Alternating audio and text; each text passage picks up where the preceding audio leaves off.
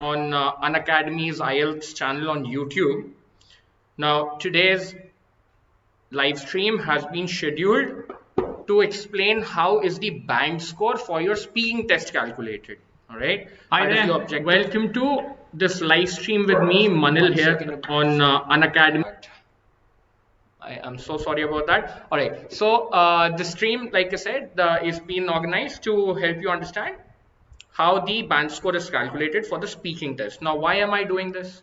The reason for that is because a lot of people do not understand exactly what does it take to do well on the speaking test. See, there are a lot of people out there who are constantly telling you that memorize 20 words, 5 words, 10 words, and that's it, you're good, go speak, irrespective of whether that's correct or not. Okay, and that truly is not how the speaking test operates. All right, so there are a few factors that you need to keep in mind when you appear for the speaking test, and these are the factors that IELTS also keeps in mind while assessing your speaking test. So the examiner who's taking your test will look at these exact 4 parameters when giving you an assessment or giving you a band score. Okay, so okay, before anything else, now let me tell you something about me. So I am Manil Agarwal, right?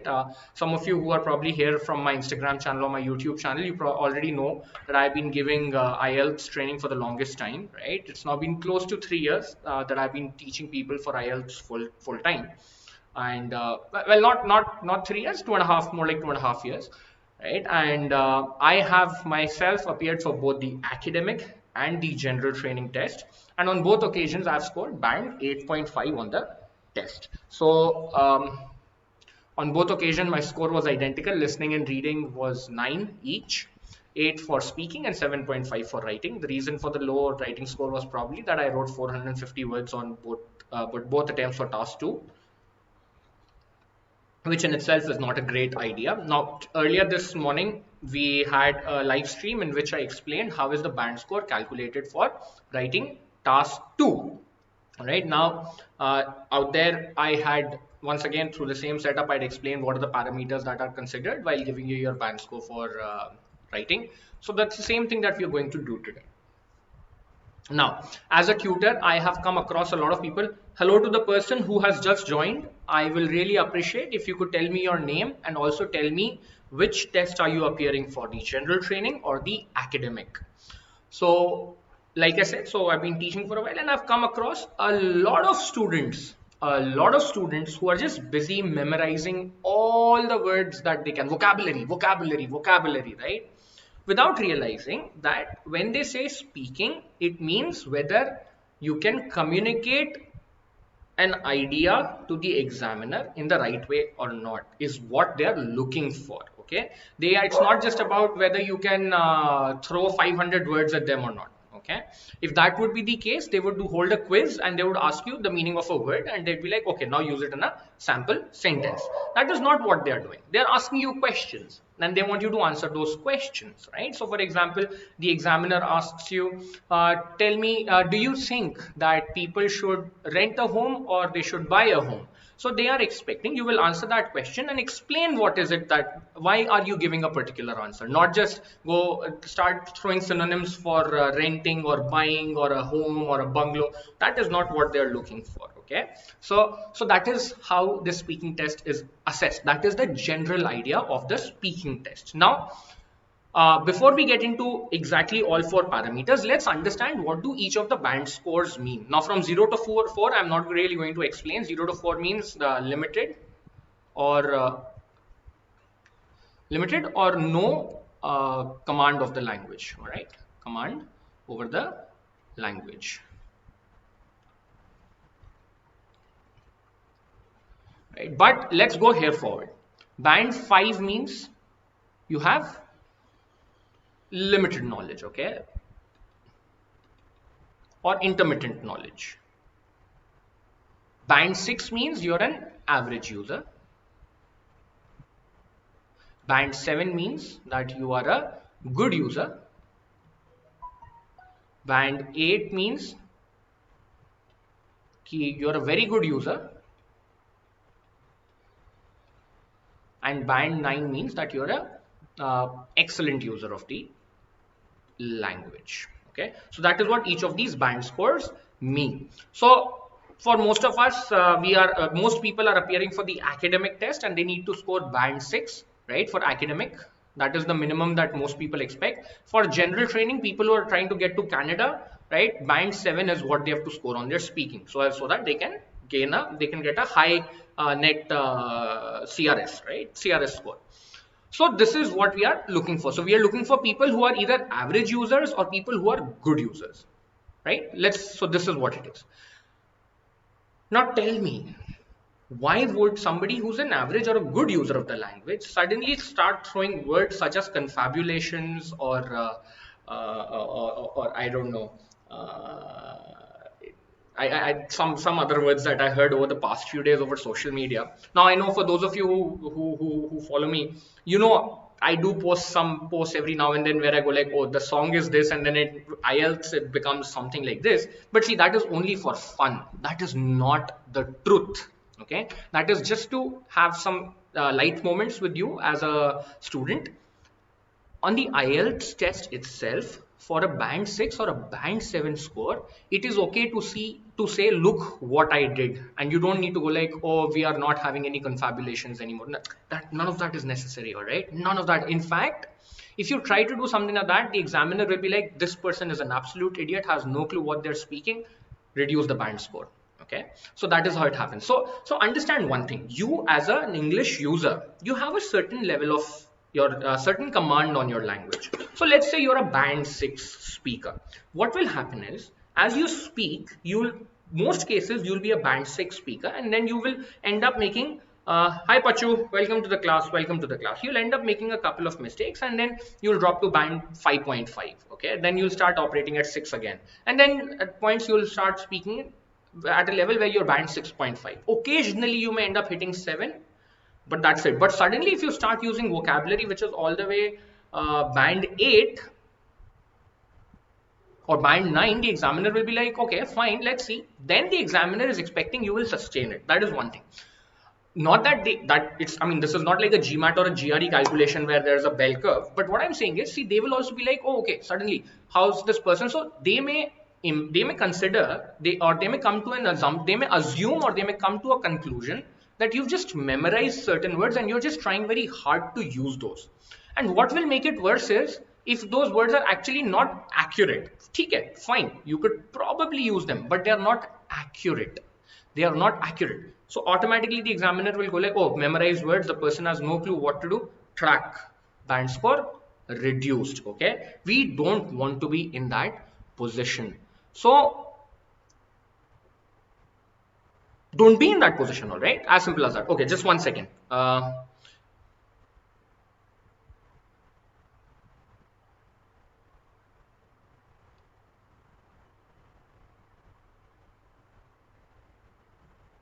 All right, I'm so sorry. Just letting the other people on within the community know that the class has started, so that they can also join us right away. All right, so we can then have more students here. We can have a much better conversation, right? So there we go. All right. So yeah. So the examiner will now reduce your band score. So instead, where you were scoring a band 6 without fail, suddenly you are now a band 5.5, band 5. Waste of money, waste of opportunity. Now you are worried that, oh, okay, I have to appear for the test again. I have to pay all that money again. I have to probably let go of something else. Or a lot of students completely give up on their dream. They give up on their hope and they go away. So we don't want to be in that position, all right? We don't want to be in that position that tomorrow, because of 5 words or 10 words that we unnecessarily memorized and used in the test, we are now not going to our university or country.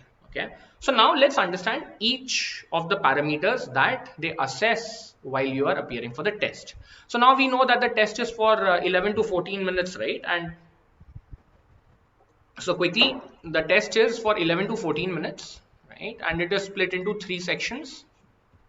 The first section being introduction, right? It's also called interview, introduction and interview. Next is the individual long turn, where you see the cue cards. Right, and then the third section is called the two-way discussion, which is nothing but the follow-up questions. All right. So these are the three sections that you have on the IELTS speaking test. See, at the end of the day, the speaking test is a way to judge whether you can hold, I'm saying this again, it judges whether you can hold a conversation in English or not. It is not just about throwing a few words. This is not an entrance exam to a government position in India or an IIT JEE entrance exam, or for that matter AIMS or an NDA exam, okay, where they just want to, they'll throw a few words at you and they'll be like, tell us the meaning. That is not what it is. Trust me, if you completely stop focusing on vocabulary for your IELTS test, even that is fine. Focus on your grammar. I'll explain why. So, like I said, 4 parameters. Okay, the very first parameter that they look at when they are assessing you for your test is fluency and coherence. That is one.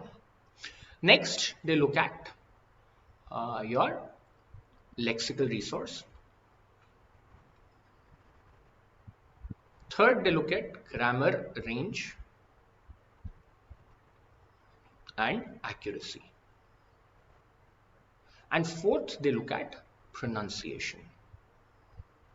Please pay attention. I said pronunciation. I did not say accent. We'll come to it. Right? So first is fluency and coherence. Next is lexical resource. Third is grammar range and accuracy. Fourth is pronunciation. What is fluency and coherence? Now, for those of you who are watching, can somebody tell me what do you think fluency is? I'll wait. I know there's a bit of a lag between me speaking here and you receiving my voice. So I'll wait for your answer. So no problem, no hurry.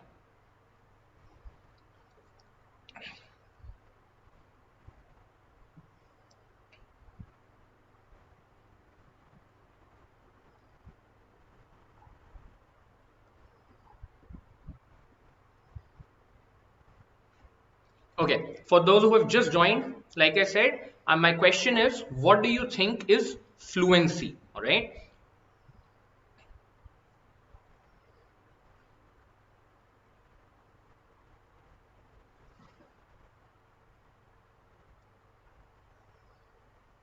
Okay, so nobody is giving an answer. That's fine, which is not an issue. So let me explain. Fluency means there are three things. First thing first, fluency has nothing to do with speed.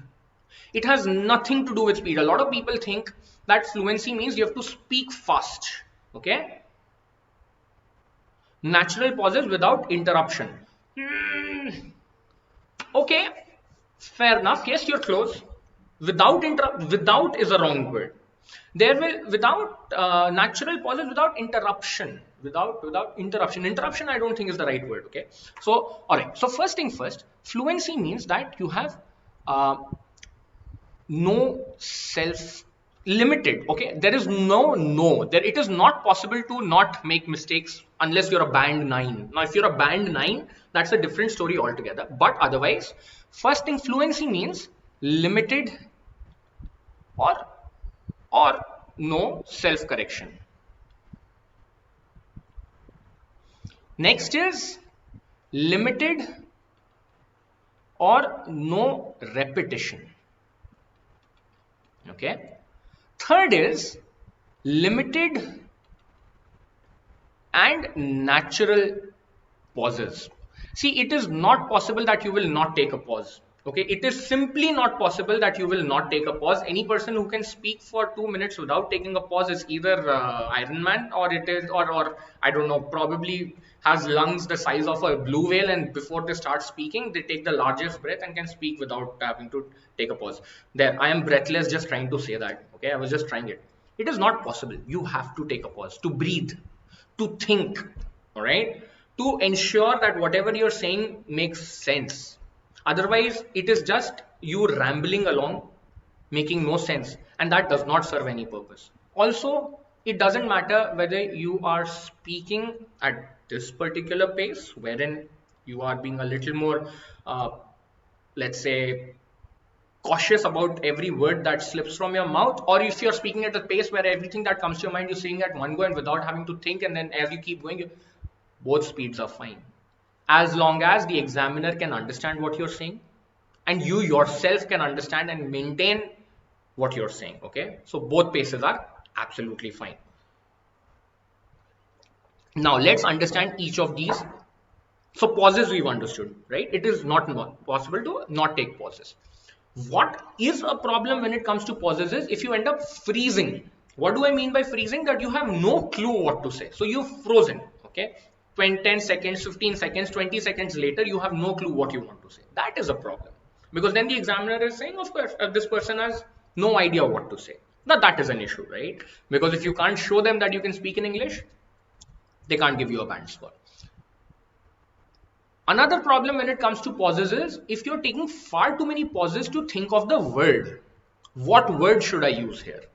Right? That is a problem. And that is why I keep saying, you know what? Stop worrying about rich and complex and sophisticated and high level and that level and those level vocabulary. It does not matter. Whatever word you know and is correct for the idea that you want to convey, just use it. Right? Don't be like, oh, I should use something more elevated to get a higher band score for this question. Stop doing so. Because what will happen is, see, it is okay to pause for ideas. It is okay to pause for words as well. Okay, it is okay to pause for words as well. But if you continuously keep pausing, then it becomes a problem, especially for words, because the examiner then goes like, okay, the person has ideas, but does not know enough English, does not have enough command over vocabulary to be able to convey it. So it is always better that you use your everyday vocabulary and you let the examiner understand what you're trying to say, rather than get trapped in the idea that, oh, I have to use a higher vocabulary, and then you keep taking pauses, and at the end of the day the examiner says, oh, this person has no clue what to say. Coming to limited or no repetition. Repetition means, see, what a lot of people try to do is to speak longer, they keep repeating points. That is not good. That is not good. Examiner will be like, the person has insufficient ideas, or the person doesn't know what to say at all, and which is why just repeating one point over and over again, and that will lead to a reduction in band score. How do you ensure there is no repetition? Now that is a strategy that I teach in my Plus course, which I teach on Unacademy Plus. Okay, so join me there and I'll be able to teach you all of that. Even before you go to the Plus course, just do me a favor, all right? Download the Unacademy app. Unacademy app, it's on Google Play Store, and I think iPhone, whatever is the iStore, right? I don't use an iPhone, so I'm not sure what do they call their store. Download the Unacademy app, all right? And go look for me. My whole name is Manil Agarwal, okay? Or you can also look me up by Google by searching IELTS by Manil. Okay, right there on Unacademy, right? And then I have a lot of free videos that I have put up over there for you to watch. Watch those videos. I do 5 free lessons on that app every month. Join me for those classes. Okay, so that way, before you join the Unacademy Plus course, you can get an idea of exactly what I teach. Also, if you use this code IELTS by Manil while subscribing to the Unacademy Plus course, you will get a 10% discount. Right, so that means for 1 month you will pay 2,430 rupees. All right, anyways, so coming back, so how to avoid repetition is something I will teach you on the Unacademy Plus course. Unacademy app is free. Now coming to limited or no self-correction.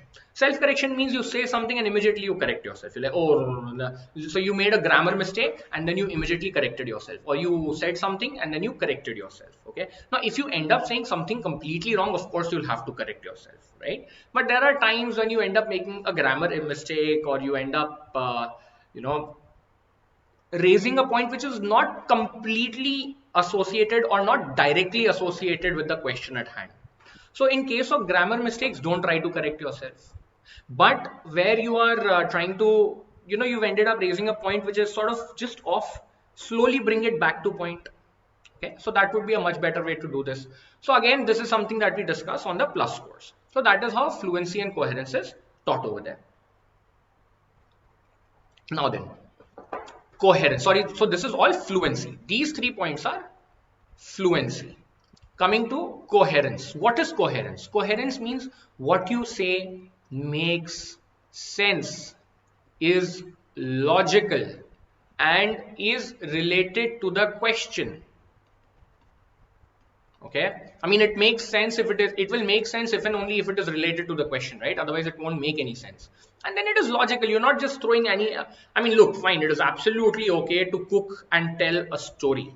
By logical, I don't mean that the examiner has to go like, oh, this guy is superstitious, I can't accept his answer. Okay, no, how do I do this? Oh, but he's saying that does not happen, I know it happens. That is not what the examiner is going to look at, right? Logical means that what you're saying in terms of the language makes sense. You following it, whatever you said is understood by the examiner exactly as is. That is what I mean when I say logical. So all these 3 points are what we call coherence. So fluency and coherence are one of the 4 parameters for the calculation of your band score. So this is one thing you have to ensure that you get on the test. Now all your 4 parameters have equal weightage, 25%. Right? A lot of people go like, oh, for your speaking test, fluency is very important. All right, if you're fluent, you can do much better. If you're not fluent, you won't. All 4 things matter. Why do people say pay more attention to fluency and coherence over grammar and grammar range and accuracy?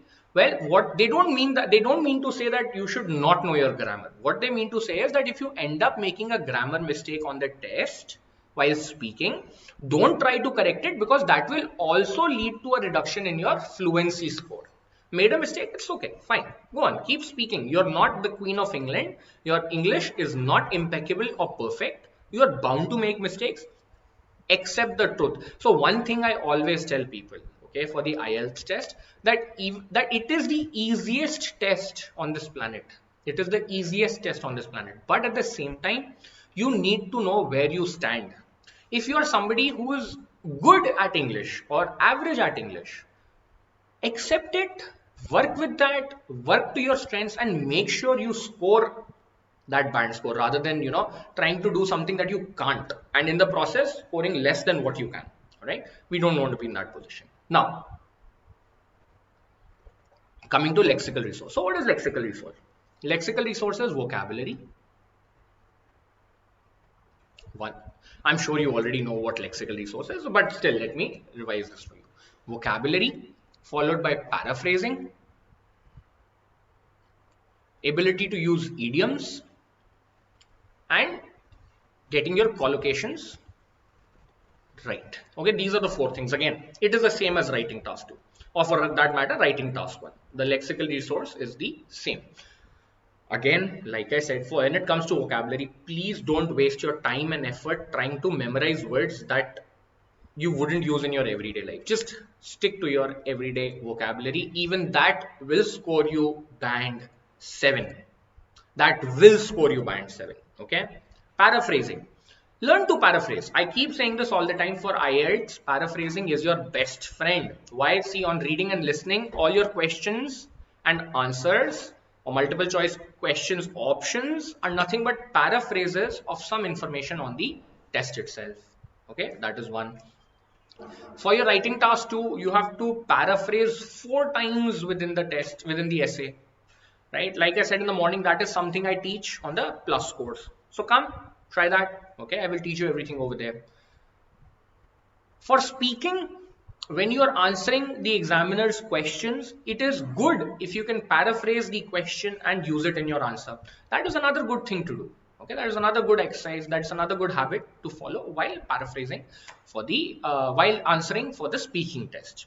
Idioms. Idioms are group of words that literally would mean something else, but they actually have a different meaning, right? For example, to dodge a bullet. It doesn't mean that somebody fired a bullet at you, right? Pulled out a gun and fired a bullet at you and you got out of the way. That's not what to dodge a bullet means. It means that you managed to avoid something bad, okay? There was something bad headed in your direction and you managed to save yourself from that. But don't worry, if you do not know your idioms, don't worry about it. Idioms until band 7, they'll almost literally make no difference. Okay, even if you don't know your idioms, it's absolutely fine. If you know your idioms and you know when to use one, right, go ahead, use them, use those.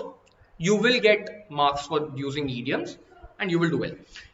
Where I say you should pay attention is collocations again. So paraphrasing and collocations, these are 2 things that you should know well. Collocations are the correct combination of your verb, right, and the object.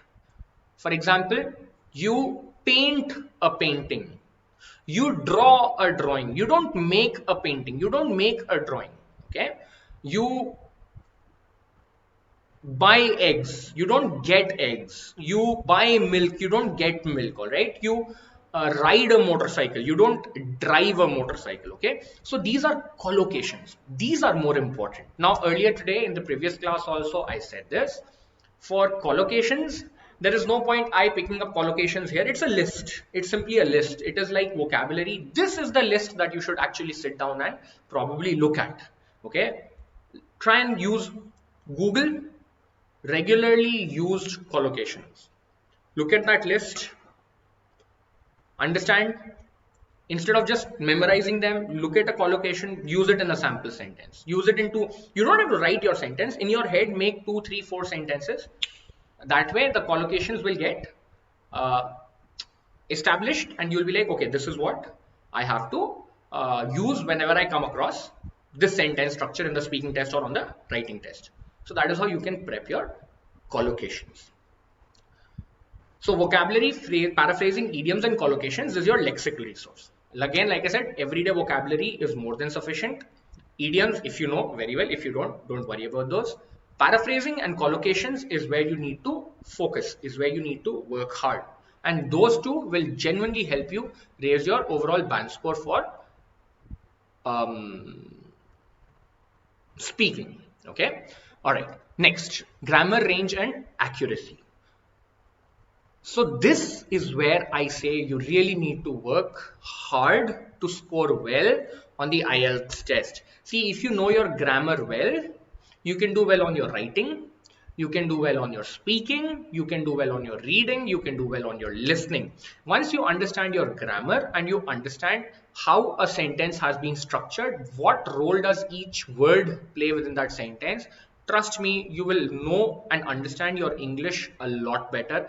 And the moment your English improves, your IELTS band scores improves. All right, guys, just 1 second, just 1 second. My phone is about to die, right? I won't be able to read your comments. Just give me 1 second. I'll just put my phone for charging.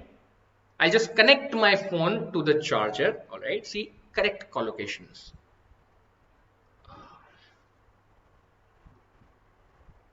Okay, I don't have my charger here. No worries, chalo, fine. I think I'll manage. I'll be able to manage. Right? This is where I say make an effort. Now, within grammar, you again don't need to know all of grammar that is a part of the English language. Right? What you need to know is sentence structure. That too, you just need to know the regular sentence, like not question. You don't need to know the commands or questions or exclamations, just the regular sentences, statements as we call them. Compound, complex.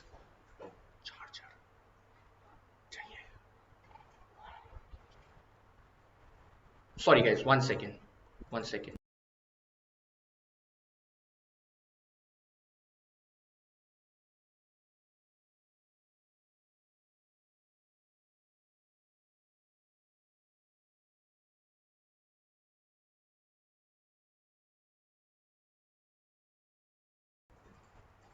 Okay, I am so sorry about that silence right there. I just had to arrange for the charger. So the charger is, otherwise I will not be able to read your comments and I don't want to miss out on what you have to ask me or what you're saying. Okay. So sentence structures. So sentence structure, we need to know, what was I saying?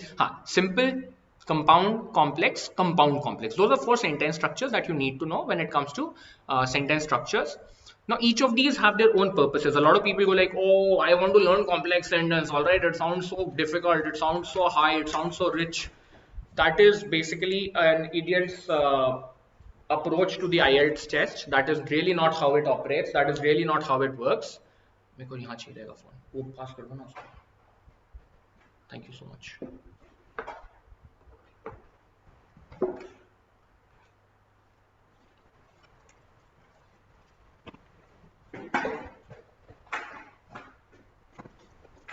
All right. Yeah, sorry.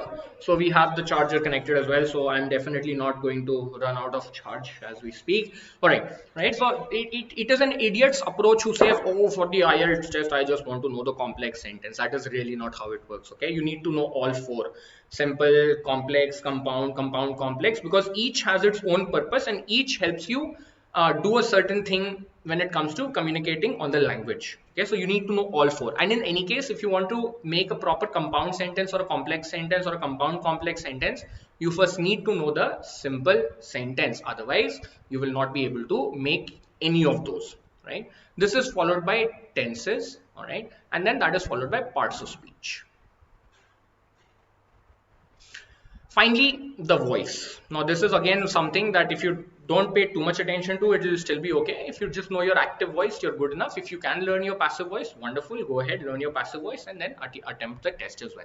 But guys, this is what matters more. And see, there are two things. There is range and accuracy. Now, if you can show the examiner that you can use all four, and to top it off, you can also use them accurately, right, you will get a higher band score. So this is what I always say. You don't need to have a very massive range. It's not like, oh, you need to know perfect continuous future, right? Probably not in the passive voice, and that you need to know the present future, perfect past in the passive voice. And no, don't worry about it. Don't worry about it. Okay, you, even when it comes to the parts of speech are nouns, pronouns, right, and all of those.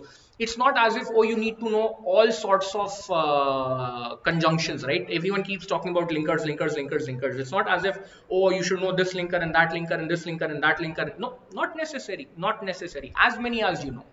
As many as you know. It is important that you know those properly. Okay. Of course, it also falls as a part of vocabulary, but you should also know which conjunction or linker acts how to join two sentences and how does it change the meaning of your conversation, right? That is very important. And phrases, right? A prepositional phrase, when should you use a prepositional phrase? An infinitive phrase, when should you use an infinitive phrase? How does using a prepositional phrase or an infinitive phrase add so much more value to your sentence? All of these things matter. All of these things really matter. Okay, so please, if you want to do well on the IELTS test, you really need to work on this. And look, it is not like your school or college English exam where the examiner, where the tutor is setting up a question paper where they're asking you technical questions. No, don't worry about it. You don't need to necessarily remember, oh, this is an adverb, okay? Right. Once you understand what is an adverb and you start practicing it, you will automatically then be able to use it properly within your sentence and do well. Okay. So this should be your priority. This should be item number one on the priority list. I have to improve my grammar, both range and accuracy. Okay. Finally, pronunciation. What is pronunciation? Pronunciation has nothing to do with your accent. Absolutely nothing to do with your accent. Pronunciation means that whatever word you say, you say it clearly.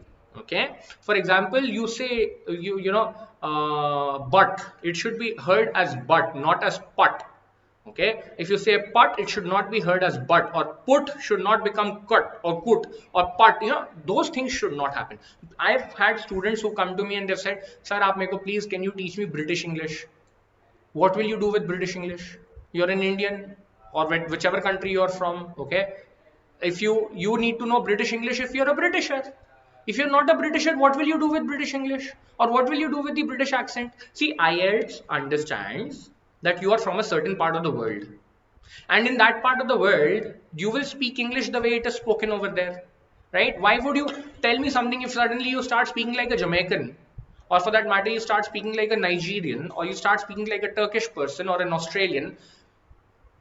Well, the examiner will be like, is this guy trying to have fun with me? Right? I mean, of course, that is fine. It will not affect your band score as long as your pronunciation is correct. You may hold whatever accent you want to. Your pronunciation has to be correct. If your pronunciation is correct, it's all okay. But trust me, I mean, we have those ridiculous posts on Instagram. Again, look, please pay attention to one thing, guys. Like, see, I post those, right? A lot of other people post those kinds of posts. When you say the Britishers call water, they don't actually do so, right? They don't actually, that's just people having fun, right? You don't have to worry about that. You don't have to worry about that. Please stop paying attention to accent. Accent has nothing to do with your overall band score. Pay attention to your pronunciation.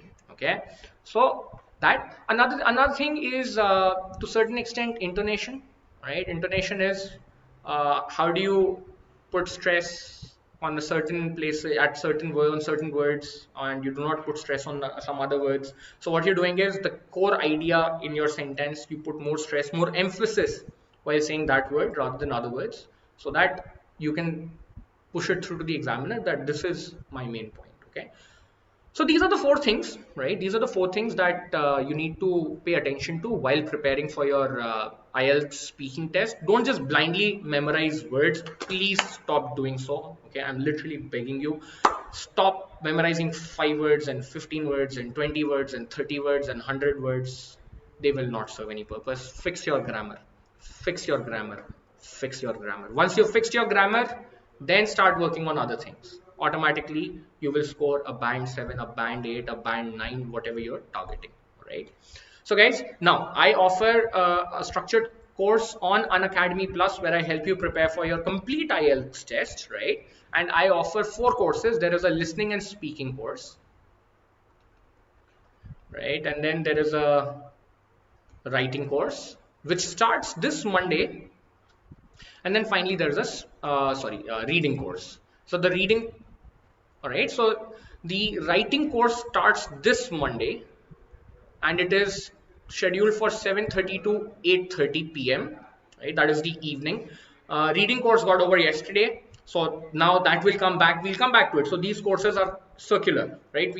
They are continuous. They keep happening, right? So it's just that it is easier. Why do I split them into 3 courses? There are a lot of people who just want to attend the reading course, so they just enroll for the reading course. Not, let me explain what do I mean by enroll. This is not like your everyday academy, brick and mortar academy where you go, and it's a very different concept. It's a lot more convenient and a lot more affordable and a lot more value for money concept. I'll just come to it. And then finally I have the grammar course, right? So currently the grammar course, it's on, right? All my classes are Monday to Friday. All my classes are Monday to Friday, other than for my free and special classes, which I usually do on a Saturday. Okay, so the grammar course is currently from 9:30 to 10:30. So that is again in the evening, 9:30 to 10:30 p.m. So you can join that class. All my classes are an hour long, and I will, if you are somebody who's already good at English, within a month, I will definitely have you ready for your IELTS test. If you're somebody who's probably average or weak at English, I would say give yourself 3 months, right? But 3 months should be sufficient. If you're very weak,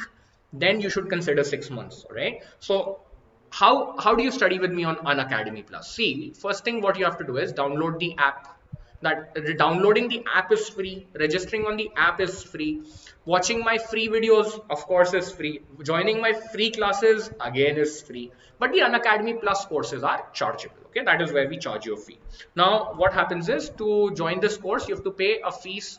For a 1-month course you have to pay a fees of 2,700.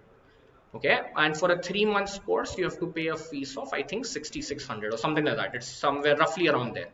But if you use my code IELTS by Manil, okay, I repeat, IELTS by Manil, you'll get a 10% discount, and through that your fees will now become 2,430 for 1 month, and I think it becomes 5,940 for 3 months. So consider joining these courses. Why? See, the test is very expensive. You're paying 13,500 rupees for each attempt. You don't want to take multiple attempts. It's best you prepare for these tests and then go appear for the test. Or up to you. I mean, look, it is your money. Up to you. Take 3-4 attempts. Take 5 attempts. I am here. All right. I'm waiting for you. Once you've spent about 50,000-60,000 rupees paying British Council and IDP, come back. I'll still be there for you to teach you. All right. Now, look, I don't want that to happen. I truly don't want you to take 2 attempts. If you're good at English, if you're already good at English, probably go ahead, take the attempt yourself. But for those people who are above average, I always recommend come attend the classes. Even for people who are good at the test, at the language, I recommend come attend the classes. Why? Because there are a few strategic things, especially people who are appearing for general training and want to go to Canada. It is very important that you know a couple of things. right? When it especially comes to writing and speaking. So if you know those things, what it does is it ensures that you score the band score in one go. And for Canada particularly, the cutoff scores are going high every day. So you don't want to lose opportunity on a daily basis, right? So come join, take the classes, study with me. Now in the Unacademy Plus course, how do I teach? It's the same thing. It's exactly the same thing. You can chat with me, right? While I teach you through a live stream lesson, there is a whiteboard. Of course, this is a YouTube setup. Out there, it's a little more sophisticated. Things are a little more let's say scaled, right? You don't have these black spaces hanging out all over the place. So that is how I teach over there. So guys, I think I'll bring this. This is what everything that I had to teach today, right? This about how your band score is calculated for speaking. I will bring this lesson. I'll bring the session to an end now. All right. Thank you so much for joining me. I truly hope you will download the app. Come see me on the app itself, and I'll be able to teach you over there. Before I leave, keep practicing. All right. That's very important for the test. And remember, for IELTS, paraphrasing is your best friend. Goodbye.